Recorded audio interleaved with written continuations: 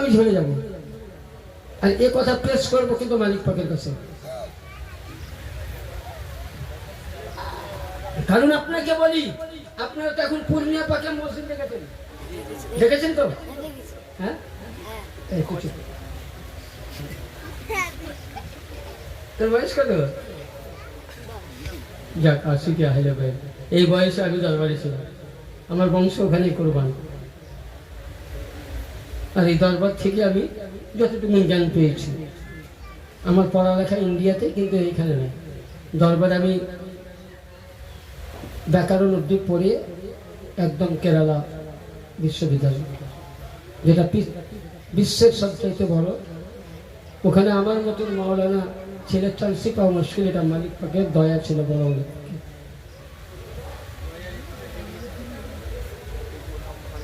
ঠিক আছে, তো কথা হচ্ছে তখন মসজিদ পাক ছিল না, পূর্ণিয়া পাকে হরসনগঞ্জ পাকে মসজিদ ছিল না, ওপরে তিরপলের ছাউনি ছিল।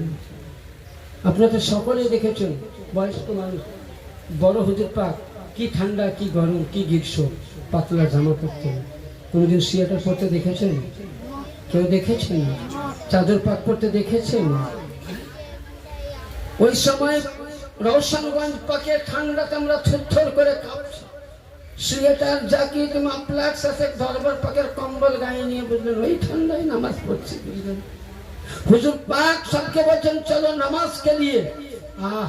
নবীর আওলাদ, যখন আমার হাদিস শরীফে বলছেন, যখন আমার আহলে বাইত নবী আমার 6 মাস টানা ফজরের টাইমে যখন মসজিদ নববীতে আযান দিত, হাইয়া আলাস সালাম,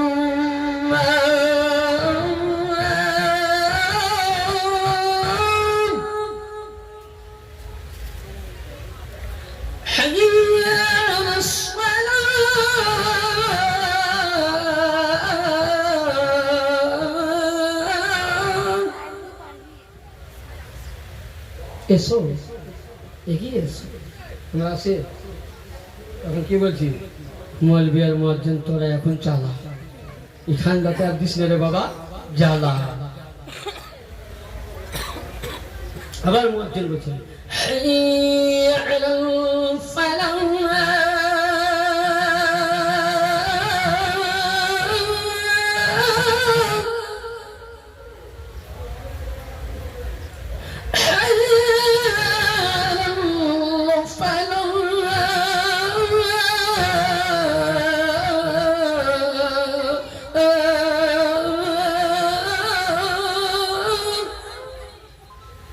মুয়াজ্জিন সাহেব ফজর কি বলছে, আসসালাতু খায়রুম মিনান নাওম, আসসালাতু খায়রুম মিনান নাওম। আল্লাহ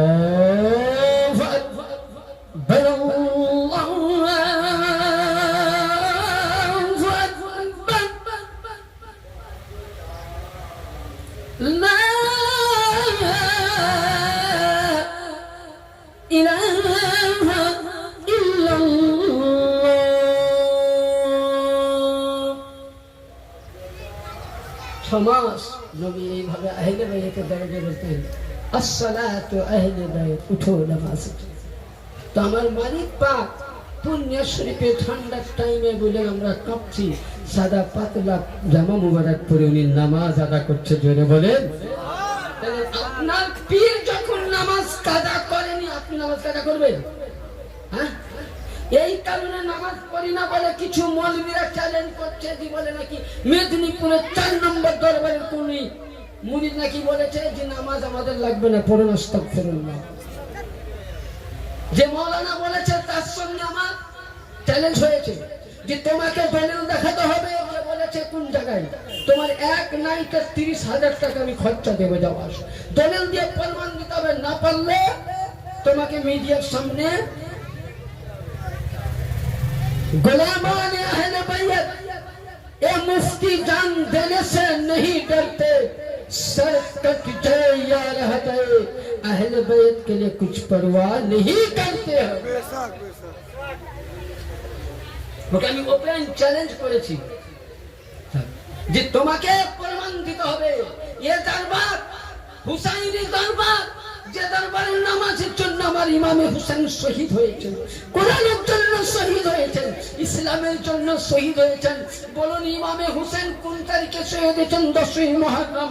আপনার আমার প্রিয় মুর্শিদ 10ই মুহররম আপনাকে আমাকে দুনিয়া ছেড়ে গেছিলেন। যেদিন বড় হুজুর পাক বলতেন যে বেশি করে তোমরা মাতুম করো, আমরা প্রায় দেখেছি আমার বড় হুজুর পাককে উনি 6ই মুহররম চোখ দিয়ে উনি পানি ফেলতেন আর বলতেন হুসাইন ইয়া হুসাইন ইয়া হুসাইন বলে কান্না করতেন আর সব সময় বলতেন হুসাইন। যেদিন আমার মালিক পাক গেছিলেন তো 6ই মুহররম, yani মুহররম মাস ছিল, সুবহানাল্লাহ, শোকের মাস, আরো শোকের মাস দিয়ে দিলেন। ইমামে হুসাইন আমার মালিক মাতুম করতেন।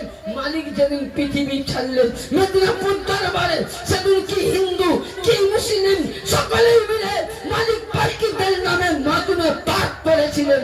yani বুঝা গেল বেরাদার আমার ইমাম শহীদ হয়েছেন 6ই, আমার ইমাম পাকের বংশবান 1ই মুহররম থেকে 10ই মুহররম শহীদ হয়েছেন। তারই আওলাদ 6ই মুহররম দুনিয়া ছেড়ে চলে গেলেন। জানিয়ে দিলেন যে সোনারা পৃথিবীবাসীর মুরিদগণ, আমি তোমাদেরকে আমার রক্তে জিগার রেখে গেলাম।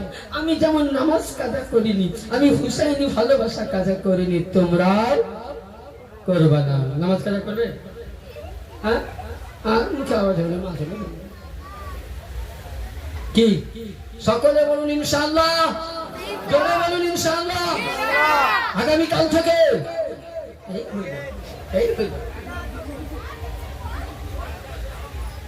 আগামীকাল থেকে 5 ওয়াক্তের নামাজ পড়ব, আর না পারলে জুম্মাটাও।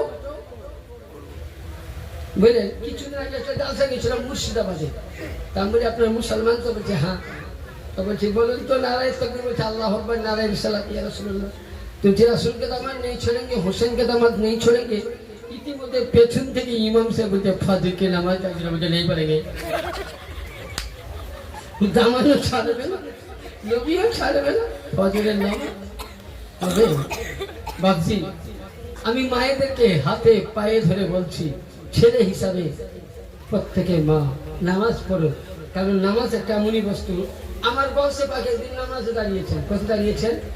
কোথায়? গৌস পাকের ফাতিহা তো নাকি কি গৌস পাক নামাজে দাঁড়িয়েছেন, তো আল্লাহু আকবার নিয়ত করেছেন। আসমান থেকে আওয়াজ আসে যে আনা আব্দুল কাদের, হে আব্দুল কাদের, আনা রব্বি, আমি তোমার প্রভু বলছি। এখন যদি আমাকে বলতো যে মুফতি সাহেব আমি তোমার প্রভু বলছি, লা সালাত, তোমাকে নামাজ পড়তে হবে না, আমাকে যদি বলতো তাহলে বলতেন জান রে বাঁচলো রে বাবা, ঠান্ডার সময় ওযু করা আর এই 5 ওয়াক্ত নামাজ পড়া বাঁচলো। আব্দুল কাদের জিলানী আলাইহিস সালাম পাক উনি নামাজকে ভঙ্গ করে বলছে, আব্দুল কাদের জিলানী তোর নবী মুস্তাফা নানার উপরে নামাজ মাফ হয়নি, তোর বাবা আলীর উপরে নামাজ মাফ হয়নি, ফাতেমা জাহরার উপরে নামাজ মাফ হয়নি, হাসানের উপরে নামাজ মাফ হয়নি, হুসাইনের উপরে নামাজ মাফ হয়নি। 72 জনকে কারবালার প্রান্তরে শহীদ করে দিলেন, রক্ত দিয়ে দিলেন নামাজের জন্য, নামাজ মাফ হয়নি। আব্দুল কাদের তোর উপরে নামাজ কি করে মাফ হতে পারে? আব্দুল কাদের গৌসে পাক বলছেন লা হাওলা ওয়ালা কুওয়াতা ইল্লা বিল্লাহিল আলিউল আযীম। যেমনই বললেন সঙ্গে সঙ্গে আলো তবিলের ভেসে গেল, আওয়াজ আসলো আব্দুল কাদের তোমার ঈমান বাঁচিয়ে নিল, জোরে বলুন সুবহানাল্লাহ। নামাজ আপনার আহলে বাইতের মুহাব্বতের সাথে সাথে নামাজ কি দরকার? হ্যাঁ, আহলে বাইতের মুহাব্বত লাগবে, নামাজ পড়বেন, যা চাইবেন তাই পাবেন। তা বলে আবার বহু চাহিয়ে না, খবরদার। যার বিয়ে হয়েছে তারা চাহিয়ে না, যার হয়নি তারা চাহিয়ে না, বুঝলেন? তাইলে এ সাল দরবার ছোট করে দরুদ পাক পড়ুন। আল্লাহ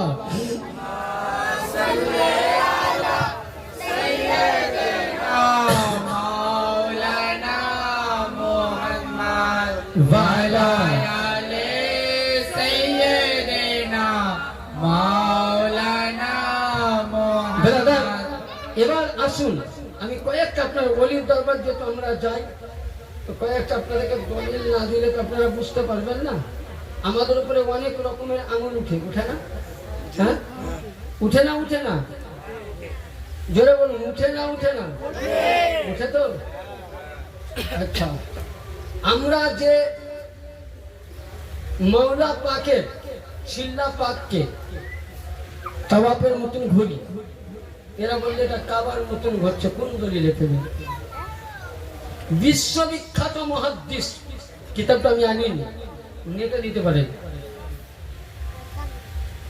রিসালায়ে আউলিয়া বা সালাসিলে আউলিয়া, কিতাবের নাম কি বললাম? রিসালায়ে আউলিয়া, উর্দু, আরবিক হলো সালাসিলে আউলিয়া, লেখা শাহ ওলিউল্লাহ দেহলভী রহমতুল্লাহ, বিশ্ববিখ্যাত দেহলি সরজমিনের মুহাদ্দিস ছিলেন। তিনি লিখছেন 100 পৃষ্ঠার মধ্যে, কোন আল্লাহর ওলির ইয়াদগারকে সামনে নিয়ে ফাতিহা পড়া, তাওয়াফ করা, চক্কর দেওয়া, মনের আশা পূর্ণ করা জায়েজ 100%। এক নম্বর।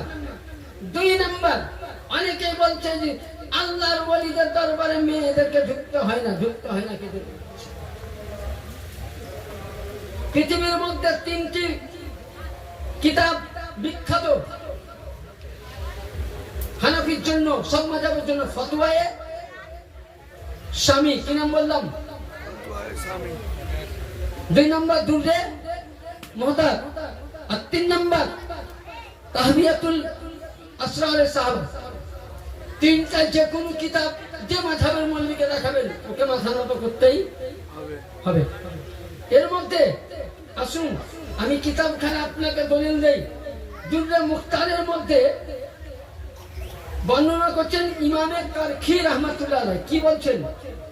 আম্মা আলিউস সাহিহ মিন মাযহাবুনা হুয়া কাউলু কারখি, বলছে এটা সহিহ হাদিস প্রতিটা মাযহাব থেকে।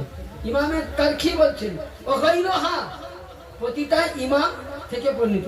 কি? আর রুখসাতু ফি জিয়ারাতুল কুবুর তাবি রিজাল ওয়ান নিসা জামিয়া ফালা আসকাল ওয়া আম্মা আলা গায়রি ফাযালিকা ইয়াকুলু লি আসহাবি ইতলাক আসহাব। यानी ইমামে কারখি বলছেন প্রতিটা মাযহাব, হানফি, শাফিঈ, মালিকি, হাম্বলি, 4 মাযহাব থেকে দুররে মুহতারের ফতোয়া মোতাবেক ছেলে মেয়ে আল্লাহর ওলি মাজারে গিয়ে তাওয়াফ করতে পারে, মাজারে গিয়ে ফাতিহা পড়তে পারে, জায়েজ না জায়েজ নয়। তবে মেয়েদেরকে পবিত্রতা ভাবে। নবী তখন কেন মানা করেছিলেন? যে তখন মেয়েরা বুঝলেন মুআদরা গিয়ে অন্যায় কাজ করতে, গুনাহ করতে, যাতে গুনাহ না করে তার জন্য জায়েজ আছে।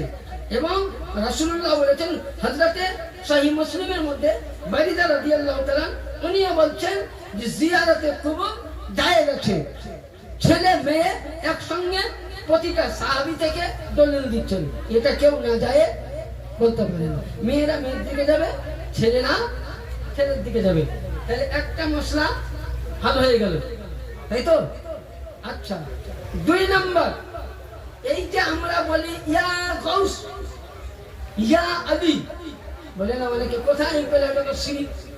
হ্যাঁ, ইয়া গাউস, ইয়া আলী বলা জায়েজ কিনা? কিতাবটার নাম মা কাউলু রাহমাতুল্লাহ, মা কাউলু রাহমাকুমুল্লাহ তাআলা। এই কিতাবের উর্দু হয়নি, আরবি কি, আর আমার কাছে যেগুলো আছে আরবি, এগুলোর লেখক নাই, ইনি ইন্তেকাল করেছেন, কিন্তু আমি পিডিএফ করে বার করেছি।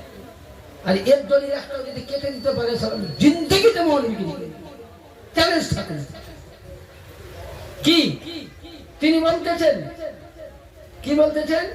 এখানে একটা কথা বলতেছেন, ইয়া শেখ আব্দুল কাদের জিলানী নিদান ওয়া ইদা উদিফা ইলাইহি শাইআন লিল্লাহ ফাহুয়া তালাবুশনি किरामन मालिल्लाहि फमा मुजीबुल हुरमती यानी या शेख अब्दुल कादिर जिलानी शायालिल्लाह वाला माने शेख अब्दुल कादिर के नয় হে আব্দুল কাদির তোমাকে আল্লাহ পাকের ওয়াস্তা দিয়ে বলছে আমার মনের বাসনা কি করো পূর্ণ করো এবং এখানে হাদিস শরীফের মধ্যে বলা হয়েছে যে ইয়া শেখ আব্দুল কাদের জিলানী ইয়া আউলিয়া আল্লাহ ইয়া হুসাইন বলা সুন্নাতে রাসূল বলে কি রকম নবী যখন প্রথম ইসলাম প্রচার করেন তো ওই সময় নবী দাওয়াত দিচ্ছেন তোমরা কে তোমাদের মধ্যে নিতে পারো তো ওই সময় আমার মাওলা আলী পাকের বয়স 8 বছর বলে ইয়া রাসূলুল্লাহ আমি আপনার সাথে নবী বলছেন তুমি চুপ হও দ্বিতীয়বার বলছেন নবী চুপ হও তৃতীয়বার চুপ তখন নবী পাক ওকে ডাকলেন মাওলায়ে কায়নাত ওকে ডেকে বললেন ইয়া আলী তখন মাওলা আলী বলেছিলেন ইয়া রাসূলুল্লাহ ইয়ানি ইয়া আলী বলা নবীর সুন্নাত আলী ইয়া রাসূলুল্লাহ বলা আলী এটা আমি বলিনি রাসূল বলেছে আলী আলী কান্নেওয়ালা যদি শিয়া হয় তাহলে আমি বলবো যারা আমাকে শিয়া বলো খবরদার সহিহ সিত্তা কিতাব বলবা না তোমার বাপের লয় কারণ 6 ইমাম নিজেকে শিয়া দাবি করেছে ইমাম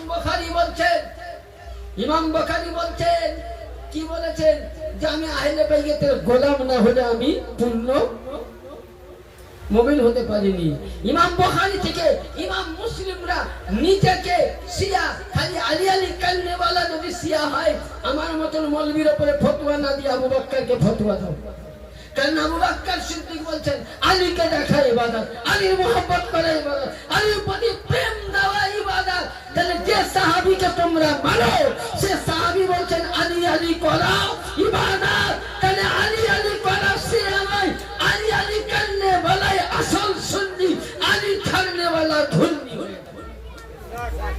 তাহলে আলী আলী করা শিয়া নয়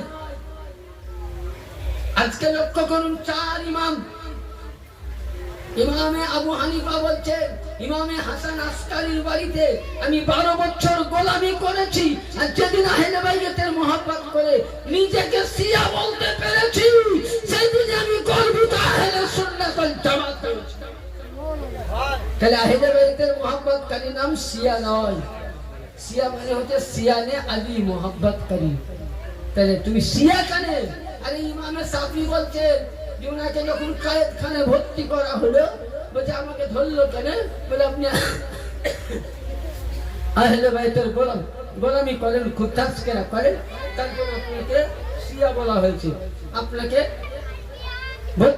জেলে ভরা হয়েছে পায়ে জিন্দি দেওয়া হয়েছে ওই সময় উনি বলছেন আরে দুনিয়া ভালো শুনো যদি আলীর নাম জপলে আহলে বাইতের মোহাব্বত করলে যদি শিয়া হয় তো এলান করে দাও বিশ্ববাসীকে যে আমি আলী ইয়ানি আমি এত বড় শিয়া যে আমার চাইতে বড় আর রাফিজি যাতে কেউ না হয় তাহলে ইমামে শাফি নিজেকে শিয়া দাবি করে তাহলে যতক্ষণ না শিয়ানে আলী হতে পারবেন না পূর্ণ মুমিন হতে পারবেন ব্রাদার ছোট্ট করে দরুদ পাক পড়ুন আল্লাহুম্মা সাল্লি আলা সাইয়্যিদিনা মাওলানা মুহাম্মদ সাল্লাল্লাহু আলাইহি কোরআন শরীফে আছে ওমিন শিয়াতি আলা ইব্রাহিম ইব্রাহিম আলাইহিস সালামের স্মরণকারীকে শিয়া বলা হয় শিয়া মানে হচ্ছে লগাত খুলবেন ওপরকার মানে দেখবেন না ডিকশনারি খুলবেন তাফসিরে কবির তাফসিরে বাইজাবি তাফসিরে রুহুল বায়ান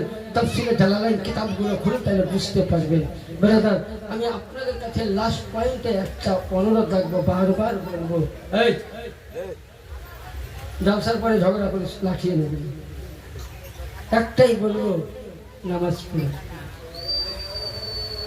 নামাজ পড়বেন তো হ্যাঁ পড়বেন তো জোরে বলি সুবহানাল্লাহ কোথায় আছো ও গাউস পাক ইয়ে সমুদ্রের কাছে